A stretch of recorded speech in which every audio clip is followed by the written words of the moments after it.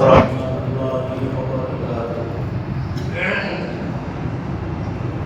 لله نحمده ونصلي على رسوله الكريم أما بعد فقد قال الله تعالى في كلامه المجيد والفرقان الحميد أعوذ بالله من الشيطان الرجيم إن الله وملائكته يصلون على النبي يا أيها الذين آمنوا صلوا عليه وسلموا تسليما تشرك اللهم صل على سيدنا مولانا محمد وعلى آل سيدنا مولانا محمد. قال الله تعالى في كلامه المجيد والفرقان الحميد وما أرسلناك إلا رحمة للعالمين. وقال الله تعالى في كلامه المجيد والفرقان الحميد وما أرسلناك إلا كافة للناس بشيرا ونذيرا ولكن أكثر الناس لا يعلمون. قال النبي صلى الله عليه وسلم أول ما خلق الله نوري. صدق الله العظيم. মহাসম্মানীয় আজকের জুমার সমস্ত মুসল্লিবৃন্দ, আমরা সর্বাগ্রে সর্বপ্রথম আল্লাহ পাক সুবহানাহু ওয়া তাআলার দরবারে লাখ কোটি শুকর আদায় করি যে মহান রব্বুল আলামিন আমাদের সকলকে তার পবিত্র স্থানে একত্রিত করেছেন, আসার তৌফিক দিয়েছেন। সেই মাহবুবের দরবারে, মুনিবের দরবারে সিজদা বনমস্তকে শুকরিয়া জ্ঞাপন করি। সকলে উচ্চ আওয়াজে বলি আলহামদুলিল্লাহ।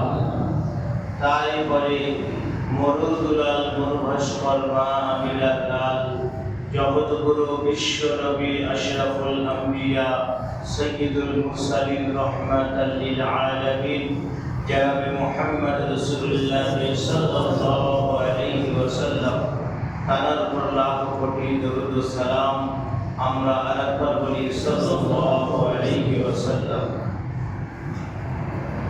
পবিত্র মাহে রবিউল সানির 3 নম্বর জুমা।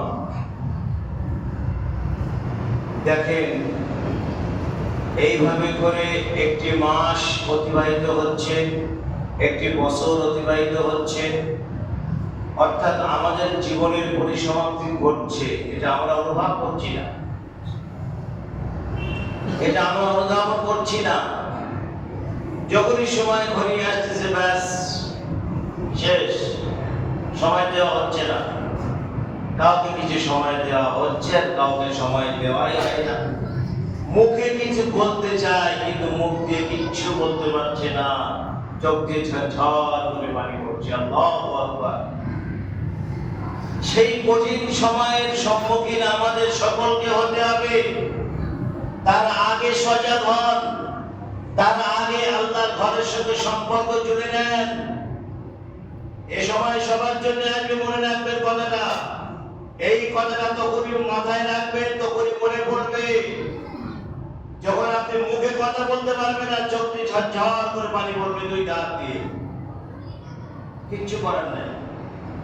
এ আপনি শুনেছেন, এ বায়ান আপনি শুনেছেন, এ ওয়াজ আপনি শুনেছেন, শোনার পরেও আপনি রাস্তায় আসেন নাই। সব শুনেছেন, সব জানেন, সব বোঝেন, আপনি আমল করেন নাই।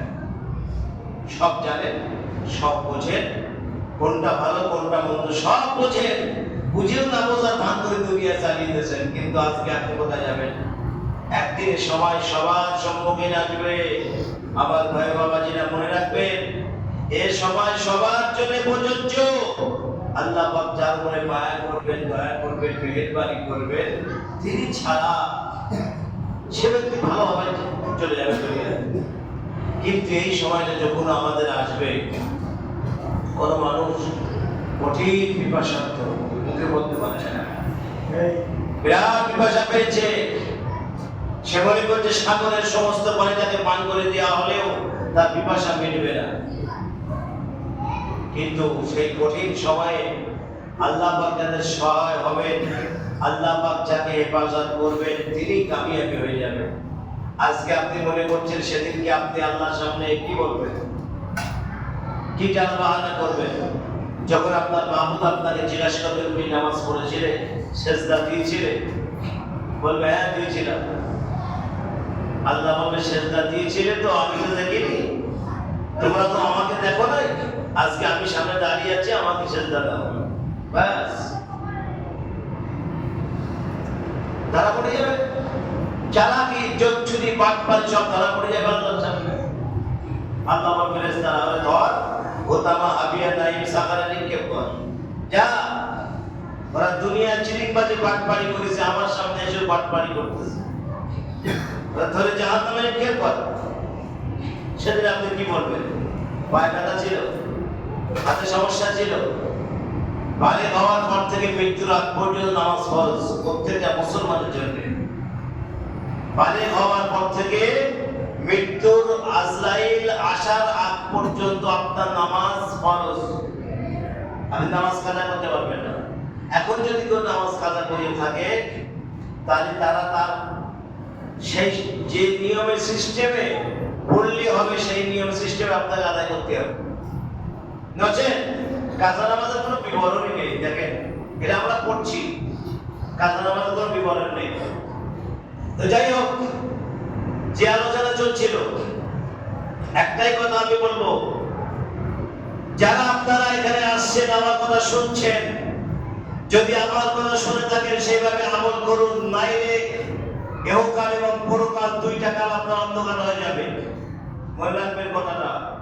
আর সেদিন আপনার পাশে কেউ সাহায্য করতে আসবে না, আপনার বন্ধু বান্ধব, আত্মীয় স্বজন, পাড়া প্রতিবেশী কেউ আপনার সহযোগিতা করবে না। একমাত্র আপনার আমল ছাড়া, যেটা আপনি দুনিয়ার জমিনে করেছেন, সেই আমল ছাড়া আপনাকে কেউ সাহায্য করবে না। কথাটা মনে রাখবেন। কবরের প্রথম রাতে কি অবস্থা ঘটবে আপনারা জানেন? শরীর অবাক হয়ে যাবেন। আসলে একটা কথা কি জানেন, আমরা শুনছি, শোনার পরও অন্তরে তাসির করছে না। তার মানে কেন তাসির করে না? কেন? এর একটা তাৎপর্য আছে। তাসির না করার একটা তাৎপর্য আমি আপনাদেরকে বলতে পারি। অন্তরটা গুনাহ করে করে করে করে অন্তরটা সিয়া হয়ে গেছে, কালো হয়ে গেছে। আপনার ভালো কথা হতে জিতবে না, ভালো কথা জিতবেই না। একটু খারাপ কথা বলেন, ওই কোনো অ্যাকশন করবে। কারণ মানুষের মাথা থেকে পা পর্যন্ত একটা মেন অংশ আছে। এই শরীরের ভিতরে, মাংসের ভিতরে একটা মেন অংশ আছে, মেন কোষ আছে, যার নাম হার্ট, যার নাম দিল, যার অন্তঃকরণ বলে, সেটা হচ্ছে মেন। এই মাথা থেকে পা পর্যন্ত শরীরের মেন অংশ হচ্ছে হার্ট। এইটা যাদের ভালো আছে, তারা দুনিয়ায় জীবনযাপন করতেছে ভালোভাবে। এইটা যাদের খারাপ হয়ে গেছে, তারা খারাপই হয়ে চলবে, ভালো হবার লাইন নাই। সোজা কথা, বুঝতে পারতেছেন? আল্লাহ পাক যাকে কলব বলেছেন, অন্তঃকরণ বলেছেন, যার কারণে সে যে বিচার করবে, সেই বিচারে আপনি চলবেন। সে যদি ভালো বিচার করে দেয়, আপনি ভালোভাবে চলতে বাধ্য হবেন। সে যদি খারাপ বিচার করে, আপনি খারাপ হয়ে চলতে বাধ্য হবেন। কারণ তাকে আমরাই খারাপ করেছি। আমরা গুনাহ করে করে, গুনাহ করে করে সেটাকে কালো সিয়া হয়ে গেছে। আচ্ছা, সেটাকে পরিষ্কার করার ওষুধ আল্লাহ বলে দিয়েছে। অন্তর পরিষ্কার করার ওষুধ আমার আল্লাহ বলে দিয়েছে, বান্দা জিকির করো, আমার নামে জিকির করো, সকাল সন্ধ্যা জিকির করো, তোমার অন্তঃকরণকে আমি আল্লাহ পরিষ্কার করে দেব। জোরে বলুন সুবহানাল্লাহ। তোমার অন্তঃকরণকে আমি আল্লাহ পরিষ্কার করে দেব। এবং যখন তোমাকে, তোমার সামনে কোনো ভালো কথা হবে, তোমার অন্তরে তাসির হয়ে যাবে, অন্তরে আসর করবে, তুমি সে কথাটা আমল করবে। আর যখনই সেটা নোংরা কালো হয়ে যাবে, তোমার কোনো কথা তাসির হবে না ভেতরে, কোনো কথা আসর করবে না ভিতরে। আল্লাহর ওলি যদি কথা বলে, তোমার অন্তরে তাসির করবে না। কেন? আমার সেটা কালো হয়ে গেছে, সিয়া হয়ে গেছে, একদম গুনাহে ভরপুর হয়ে গেছে, কোনো ভালো কথা তাসির করছে না অন্তর। সুতরাং আমাদেরকে সঠিক হতে হবে। যাদের অন্তঃকরণ আবার কি জানেন, কালারিং পানি খায়, সে আলাদা জ্বালা। এই কালারিং পানি খেয়ে অন্তঃকরণ শেষ করতেছে। কালারিং পানি খেয়ে অন্তরগুলো তছনছ করে দিয়েছে, শেষ পুরো কিছু নেই এর ভেতরে। ওরে যাই বলেন কোনো তাসির করে না, ভেতরে আসা হয় না। কেন হয় না? ও কালারিং পানি খেয়ে গিয়ে ওর অন্তরটা সিয়া হয়ে গেছে, পুরো নোংরা জঘন্য হয়ে গেছে, তাই কোনো কথা ওর ভিতরে তাসির করে না। ওকে আপনি বলেন আমাদের কথা হবে, ভালো কথা বলেন হবে, কোনো কথা না করবে না, হবে, সব হবে, কিন্তু এখন হবে না। সুতরাং একটাই কথা আমি বলবো, যারা আমরা জুমার নামাজে আসি প্রত্যেকেই কি আল্লাহ জিজ্ঞাসা করবে কি আমাদের ময়দান, মনে রাখবেন প্রত্যেকটা মানুষ জিজ্ঞাসিত হবে, প্রত্যেকটা মানুষ জিজ্ঞাসিত হবে কিয়ামতের ময়দানে আল্লাহর সামনে। তোমাদেরকে ভালো কথা শোনানো হয়েছিল, তোমরা বলবে হ্যাঁ, আমল করো নাই কেন? ব্যাস ধরা পড়ে যেতে হবে। ভালো কথা শুনবেন, যেগুলো ভালো সেগুলো বেছে নিয়ে নেবেন, নিজের জীবনের সঙ্গে বাস্তবায়িত করবেন, ব্যাস তাহলে আপনার জিন্দেগি সফল হয়ে গেল, সুকাম হয়ে গেল, আপনার জিন্দেগি সহজ হয়ে গেল। আল্লাহ পাক আমাদের সকলকে বেশি বেশি আমল করার তৌফিক দিক। সুতরাং যে আলোচনা আমি করছিলাম, বিশ্বনবী মুহাম্মদ রাসূলুল্লাহ সাল্লাল্লাহু আলাইহি ওয়াসাল্লাম বাল্যকালের আলোচনা চলছিল মাহে রবিউল আউয়াল থেকে, এখনো চলবে আলহামদুলিল্লাহ। বিশ্বনবী মুহাম্মদ রাসূলুল্লাহ সাল্লাল্লাহু আলাইহি ওয়াসাল্লাম ছোট মানুষ, বাচ্চা মানুষ, আব্বা আব্বা করে চিৎকার করছে, আব্বাকে খুঁজে পায় না, কাঁদতে কাঁদতে জঙ্গলের দিকে চলে গেছে। বাচ্চা মানুষ জঙ্গলের দিকে চলে গেছে। এখন আবু জেহেল সেই রাস্তা দিয়ে আসছিল। আবু জেহেল বলছে, মুহাম্মদ কোথায় যাচ্ছ? আগে বাঘ জঙ্গলে হিংস্র প্রাণী আছে, তোমাকে খেয়ে ফেলবে, চলো বাড়ি চলো। আবু জেহেল ঘোড়ার পিঠে করে নিয়ে মুহাম্মদ রাসূলুল্লাহ সাল্লাল্লাহু আলাইহি ওয়াসাল্লামকে মা আমিনার কাছে ফিরিয়ে দিলেন। আচ্ছা, আপনাদের কাছে আমি কিছু জিজ্ঞাসা করি, আপনাদের ধারণা কি আমার নবীকে বাঘে খাবে? আরে কথা বলেন। নবীর উম্মতকে বাঘে খায় নাই। আবু জেহেলের ধারণা নবীকে বাঘে খেতে পারে। আবু জেহেল তো ঈমান নাই, বেঈমান, কাফের, তার ধারণা হতেই পারে সে নবী সম্পর্কে তার কোনো আকীদাই নাই, নবী সম্পর্কে তার কোনো বিশ্বাস নাই। সে বলতেই পারে, আমি না তোমার ছেলে জঙ্গলে চলে যাচ্ছিল, আমি তোমার ছেলেকে ধরে নিয়ে এসেছি, দেখো তোমার ছেলেকে বাঘে খেয়ে ফেলতো। আবু জেহেল ধারণা আমার নবীকে বাঘে খেতে পারে। কিন্তু নবীকে বাঘে খাওয়া দূরের কথা, নবীর উম্মতকে বাঘে খেয়েছে? নবীর উম্মতকে বাঘে খেয়েছে? কথা বলেন। বড় পীর সাহেবের কথা শুনবেন, তাহলে বাঘে খাই নাই। বসিয়ার হুজুরের কথা শুনবেন, বাঘে খাই নাই। দাদা হুজুরের কথা শুনবেন, বাঘে খাই নাই। এরকম অসংখ্য অগণিত আল্লাহর ওলি বান্দারা যারা দুনিয়ার জমিনে ছিলেন, তাদেরকে বাঘে খায় নাই, তো নবীকে বাঘে খাবে কেমনে? তাদেরকে বাঘে খায় নাই। আরে আল্লাহ বলতে শোনো, তোমরা আমার গোলাম হও, তোমরা আমার গোলাম হও, মখলুক তোমার গোলাম হয়ে যাবে। জোরে বলুন সুবহানাল্লাহ। 18,000 মখলুক তোমার পায়ের নিচে চলে আসবে। আল্লাহর ওয়াদা, তোমরা আমার গোলাম হও, মখলুক তোমার গোলাম হবে। আরে এটা ব্যাংক থেকে লাভ করে, সে আবার গোলাম হচ্ছে, কি বলে? রাত্রিবেলা দিনে ব্যাংক লাভ করে, আরে বাবা তিনি গোলাম করে।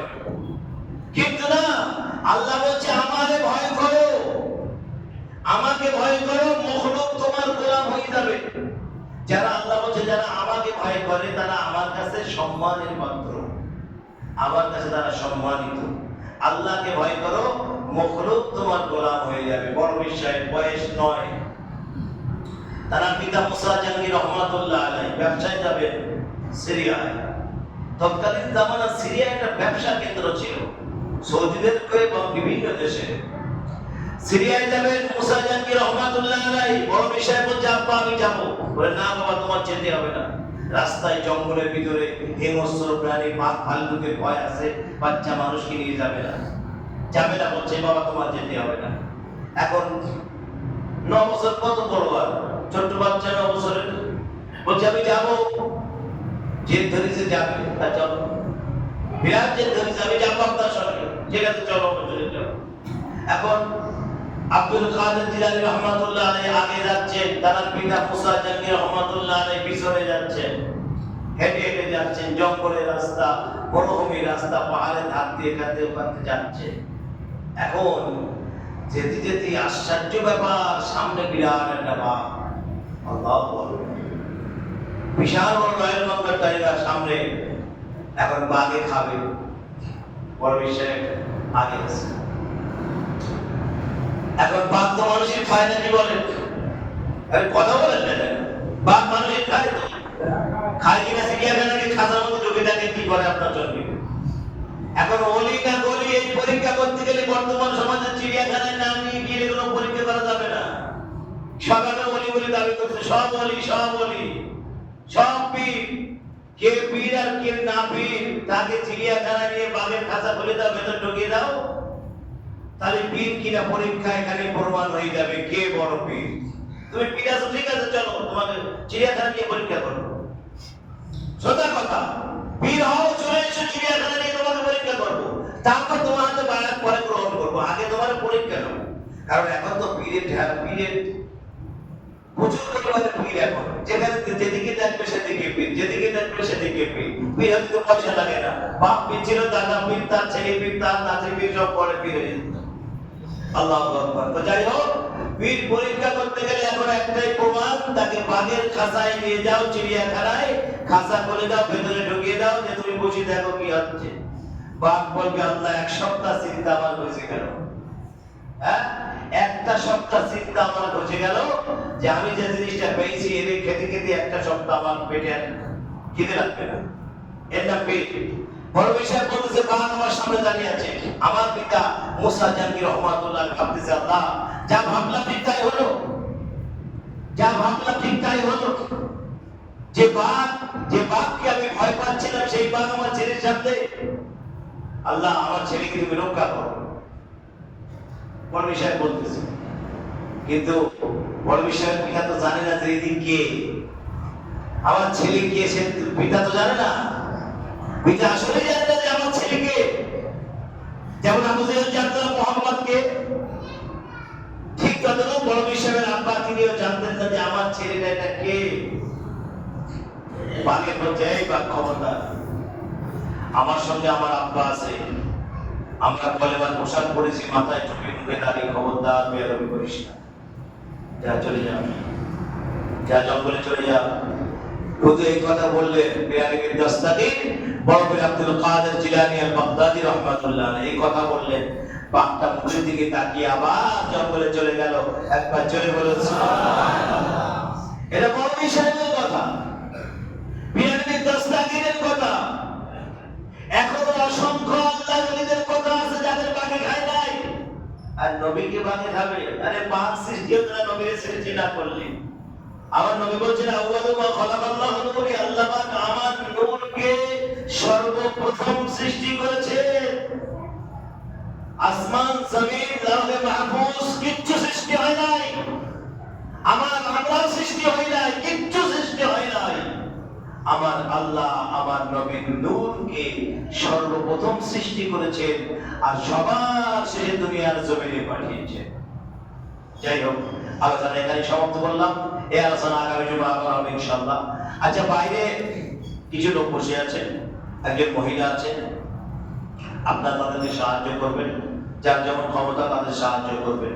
আল্লাহ পাক আমাদের সকলকে শোনা এবং বোঝার চাইতে বেশি বেশি আমল করার তৌফিক দান করুন। আমরা বলি আল্লাহুম্মা আমিন। ওয়া আখিরু দাওয়ানা আলহামদুলিল্লাহি রাব্বিল আলামিন।